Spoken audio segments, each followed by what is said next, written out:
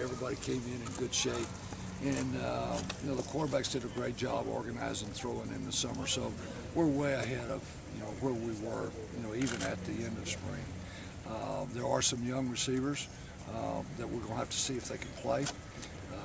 Tavon Smith is a guy that has jumped out. Reese Fleming, those two guys have jumped out. Jacob Hilliard has come back. He's caught our attention. Obviously, Keenan and Cavante. Don Shump had a great off-season, great job in the summer. So those, Keenan, Cavante, Don, those three guys have really done a good job. And we're just gonna, we'll see. You probably need 6 or 7 receivers, in the course of a ball game. What are the specific challenges of having such a young running back core? The biggest thing is always blitz protection. You can play a young running back. They've got natural skills. You recruit some of the things, so you can play younger running backs. The blitz pickup is where you get concerned, because you got your quarterback vulnerable back there. But it's our job to make sure that we have those guys ready. Is it tough teaching a high school kid, a guy who played high school ball last year, to block? It's just the amount of different blitzes they see and the amount of different. It's not tough, to teach them, the actual how to do it. It's just those guys are not always where they are. When you're walking through, they're running around and hitting different gaps and crossing, and that's the multiplicity of what the defense does is the tough part for the backs. Nobody knows anything about Jake Rudock, Jake Rudock right now. And if all things go as planned, Rudock, sorry. If all things go as planned, no one will.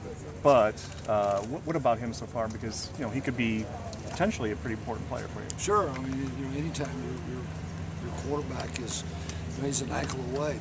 And right now, Jake and Cody are both working, with the second group.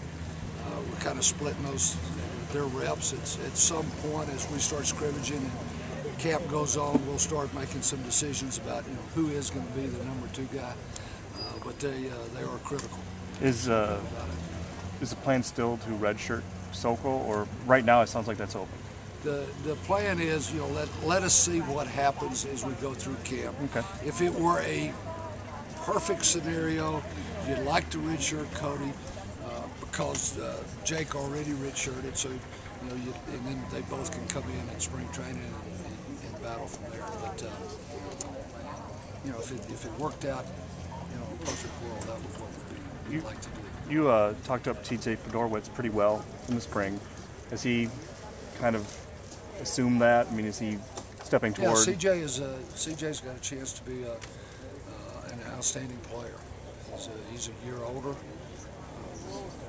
Very pleased in the spring with not only the way he ran and caught the ball, but his ability to block and set the edge for us. So, I think we have high expectations for him, and I know he has high expectations for himself. Last year, the offense ran out of 3 wide receivers maybe 40 to 45% of the time. Do you anticipate that going up a little bit, or is it? Yeah, it's going to depend. What we're going to try to do is get our best personnel grouping on the field, and we can do almost everything from various personnel groupings. Whether that grouping is 2 backs, 3 wide receivers, whether or not it's 2 tight ends, we'll just have to see. But the 11, in our terms, the 11 personnel, the 3 wide receivers, that will be a big part of what we do. Do you anticipate having, if a tight end, say, is better than your 3rd wide receiver, a 2nd tight end? Then we'll play with 12 personnel. We'll play with 12 personnel, and we've got some tight ends right now. Zach Derby is one, a doozy, and Henry is a guy that we're also working outside in wide receiver spots, or lining up as tight ends and going in motion and ending up in wide receiver spots. So we got several different tight ends that we're working also in wide receiver spots during some of the packages that we have. Going back to CJ, is that